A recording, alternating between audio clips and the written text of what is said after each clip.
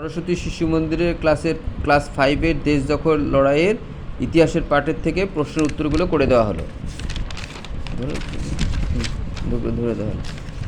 প্রথমে এই ছোট প্রশ্নগুলো, যেমন একটি বাক্যের উত্তর, বাংলার 50-এর মর্মান্তর কত সালে ঘটেছিল? 1943 সালে ইংরাজি সন অনুযায়ী।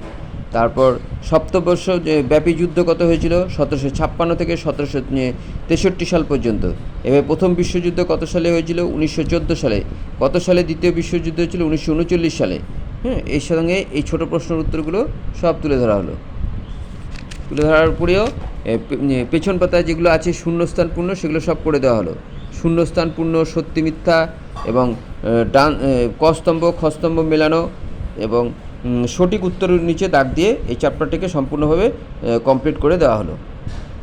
এই ধরনের কাজ পেতে এই চ্যানেলটিকে সাবস্ক্রাইব করবেন এবং লাইক করে জানাবেন।